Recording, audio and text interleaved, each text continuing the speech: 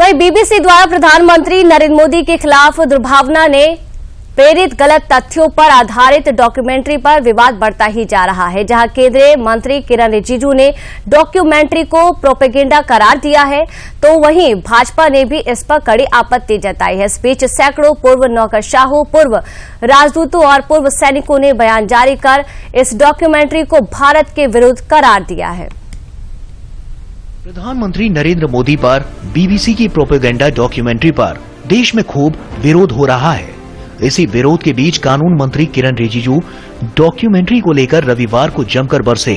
उन्होंने भारत के अंदर और बाहर चल रहे दुर्भावनापूर्ण अभियानों पर निशाना साधा और कहा, कुछ लोग अपने नैतिक आकाओं को खुश करने के लिए किसी भी हद तक देश की गरिमा और छवि को कम करने में लगे हैं। उन्होंने ट्वीट कर कहा, भारत में कुछ लोग अभी भी औपनिवेशिक नशे से दूर नहीं हुए हैं। वे लोग बीबीसी को भारत के उच्चतम न्यायालय से ऊपर मानते हैं और अपने नैतिक आकाओं को खुश करने के लिए देश की गरिमा और छवि को किसी भी हद तक गिरा देते हैं। वैसे भी इन टुकड़े टुकड़े गिरोह के सदस्यों से कोई बेहतर उम्मीद नहीं है, जिनका एकमात्र लक्ष्य भारत की ताकत को कमजोर करना है।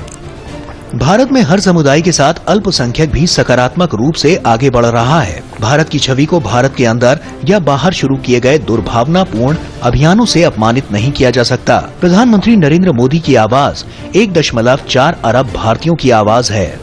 केंद्र सरकार के तमाम मंत्रियों के साथ ही बीजेपी ने बीबीसी की इन डॉक्यूमेंट्री को लेकर कुछ लोगों पर निशाना साधा है।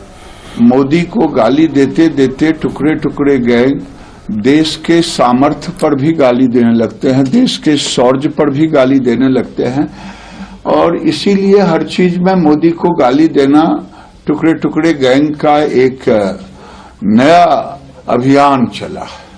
देश की सर्वोच्च अदालत ने और जनता की अदालत ने बार बार नरेंद्र मोदी जी को क्लीन चिट दी है। ऐसे में कोई बाहरी एजेंसी हिंदुस्तान के आंतरिक मामले पर क्या कहती है, इसका कोई औचित्य नहीं है।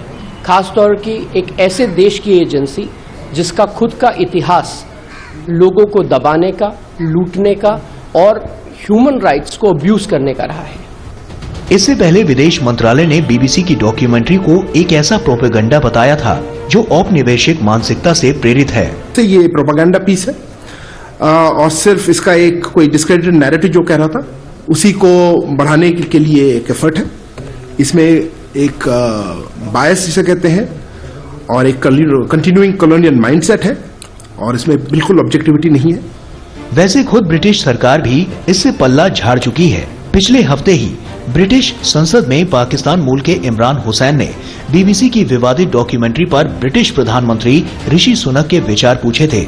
इसके जवाब में सुनक ने कहा था कि वो ऐसे चरित्र चित्रण से सहमत नहीं है। Mr. Speaker, the UK government's position on this has been clear and long-standing and hasn't changed. Of course, we don't tolerate persecution where it appears anywhere, but I'm not sure I agree at all with the characterization that the honourable gentleman has put forward. BBC की इस विवादित documentary को लेकर देश के 300 से अधिक सेवानिवृत्त न्यायाधीशों, सेवानिवृत्त नौकरशाहों और पूर्व सैन्य अधिकारियों ने शनिवार को एक बयान जारी किया है। इसमें कहा गया है कि बीबीसी की India the Modi question documentary British साम्राज्य के भ्रम से फिर से आत्मकता और कठोर पूर्वाग्रह documentary India the Modi question के जरिए फिर से सामने आया है। बीबीसी का ये दावा है कि उच्चतम संपादकीय मानकों के साथ गहन रिसर्च कर इसे तैयार किया गया है और ये डॉक्यूमेंट्री सीरीज भारत के हिंदू बहुसंख्यक और मुस्लिम अल्पसंख्यक के बीच तनाव की जांच करती है और उन तनावों के संबंध में भारत के प्रधानमंत्री नरेंद्र मोदी की राजनीति की पड़ताल करती है। ये भारत में पिछले ब्रिटिश साम्राज्यवाद का मूल रूप है जो खुद को हिंदू मुस्लिम तनाव को पुनर्जीवित करने के लिए न्यायाधीश और ज्यूरी दोनों के रूप में स्थापित करता है। ये ब्रिटिश राज की फूट डालो और राज करो की नीति की उपज है। बीबीसी सीरीज न केवल भ्रमपूर्ण और स्पष्ट रूप से एक तरफा रिपोर्टिंग पर आधारित है, बल्कि ये एक स्वतंत्र लोकतांत्रिक राष्ट्र के रूप में भारत के अस्तित्व की 75 साल पुरानी इमारत के आधार पर सवाल उठाती है। जो बीबीसी है वो एक एजेंडा चलाता है ब्रिटिश मीडिया का, बेसिकली इंपीरियलिस्टिक माइंड है इनका, और वो उनसे बर्दाश्त नहीं होता कि भारत प्राइम मिनिस्टर नरेंद्र मोदी जी की अध्यक्षता में प्रोग्रेस कर रहा है। इस बीबीसी की जो डॉक्यूमेंट्री बनाई है, कोई भी इसको देखेगा तो एक तो ऐसे लगता है कि ये फिक्शन है, ये तो डॉक्यूमेंट्री नहीं है, क्योंकि डॉक्यूमेंट्री है बनती है फैक्ट्स के ऊपर, और ये फैक्ट्स के ऊपर नहीं बनी हुई है। इस बीच सूत्रों के मुताबिक बीबीसी की प्रोपेगेंडा डॉक्यूमेंट्री को शेयर करने वाले कई यूट्यूब वीडियोस को ब्लॉक कर दिया गया है। इस डॉक्यूमेंट्री के विवादास्पद एपिसोड को शेयर करने वाले यूट्यूब वीडियो को भी ब्लॉक कर दिया गया है। साथ ही यूट्यूब वीडियो के लिंक वाले 50 से अधिक ट्वीट्स को भी ब्लॉक करने के निर्देश दिए गए हैं। दरअसल बीबीसी की इस डॉक्यूमेंट्री में कोई तथ्यात्मक रिपोर्टिंग नहीं है और इसमें भारत के सुप्रीम कोर्ट के फैसलों की पूरी तरह से अनदेखी की गई है। सुप्रीम कोर्ट ने अपने फैसले में प्रधानमंत्री मोदी को इस मामले में पूरी तरह से दोष मुक्त किया है।